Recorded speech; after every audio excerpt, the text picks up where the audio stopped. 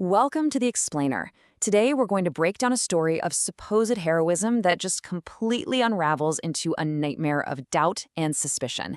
And it all happens over the course of a single, brutal day in the cursed land of Barovia. Okay, so let's set the scene here. Our story kicks off with a party of adventurers, and to be honest, they are already at their breaking point. I mean, they've just barely survived a haunted manor full of ghosts and giant spiders, only to have their camp get ambushed by killer scarecrows in the middle of the night. So they're retreating, they're beaten down, and then, through the fog, they see a bonfire. And it looks a lot like a human sacrifice. So they see this man clearly about to be ritually murdered by these wild-looking folks. And the party, they make a choice that seems pretty simple, right? A choice they believe is just fundamentally good. Save the innocent guy. What else would you do? And the fight is it's swift, it's brutal. The party charges in from the trees, totally catches the wild man by surprise. But here's the thing. The prisoner, this guy named Riven, he wriggles free, turns into this weird cat-like creature, and then calls down a pillar of blinding light, a moonbeam spell, that just incinerates his captors. It's a total rout, a clear victory for the good guys, or so it seems. But see, this innocent guy they just rescued, he's anything but simple. When the light from his spell fades, they get a really good look at him. He's got pale green skin, little horns, sharp teeth.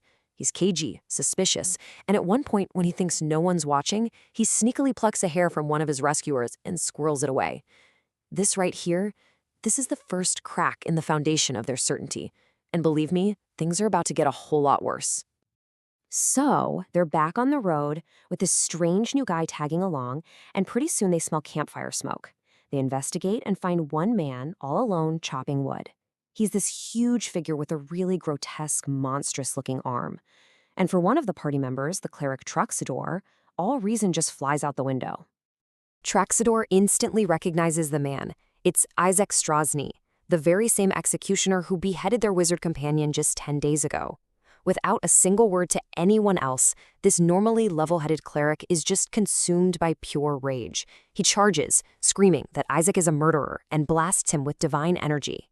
The ambush is on. And this is where you can see this huge gap between perception and reality. In Traxador's head, this is righteous vengeance. He's avenging a fallen friend. But the truth is way, way more complicated. And the whole party is about to fall headfirst into that gap.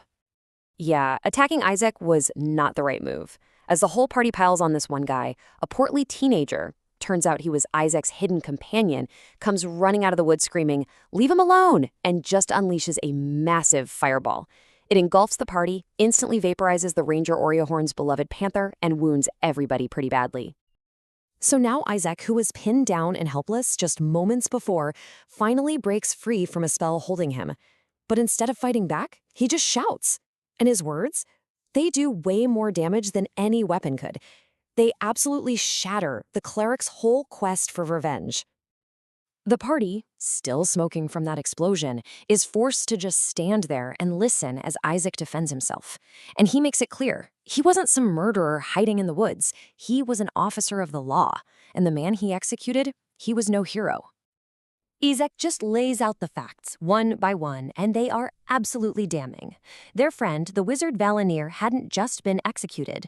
No, he had murdered a young boy, confessed to being an enemy spy, and then openly threatened the entire town. His execution was an attempt to stop a known traitor.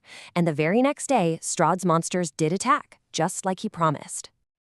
So this is it. This is the crucial point, that single line. This wasn't some cold-blooded killing in an alley. It was a public execution of a confessed murderer and a spy who literally told the whole town that the Dark Lord was coming for them. The party's entire reason for this bloody rampage was a lie they told themselves. And just like that, the party is slammed with this terrible realization. All that righteous fury, completely misplaced. Their fallen friend wasn't some martyr. He was the villain. And they had just ambushed and tried to murder the guy who was basically just doing his job. So a very, very tense truce is called, and the fractured, wounded group finally limps its way to a vineyard called the Wizards of Wine, a place that's supposed to be a sanctuary. But honestly, the emotional damage is already done, and brand new suspicions are starting to grow. You can see right here how everyone's worldview just completely imploded. Traxador is crushed with guilt. Yuri Horn, who was warned his companions might be enemy agents, is now looking at them with fresh suspicion. And Riven, the guy they rescued, he now sees his saviors for what they are, dangerously violent and unstable. Trust hasn't just been broken, it's completely gone. And even here at the Vineyard, among supposed allies, things just get more uncomfortable. The party finds out that some of their hosts are pretty wary of them, and for good reason. They remember a previous visit when two of these adventurers were seen just casually carving the rotting flesh off a severed head they had in their cart. Yeah. Later that evening, during what's supposed to be a celebratory dinner, they start talking about who should lead a nearby town. After a bit of debate, one of the hosts just says, very solemnly, that it doesn't really matter. There is only one true ruler in this land. And her words just suck all the air out of the room. A dark cloud just descends over everyone. They all fall silent, just thinking about this oppressive, inescapable truth of their world, that they're all trapped under the thumb of one singular evil power. But in that heavy, heavy silence, as the firelight is flickering around the room, one final horrifying detail comes into focus. It's something so simple, so fundamentally wrong, that it changes the game all over again. And with that absolutely terrifying revelation, we have to ask the question. In a party where the hero you're avenging is actually a villain, the executioner is an innocent man, and your ally, a ranger who hunts the forces of darkness, doesn't cast a shadow, who can you possibly trust?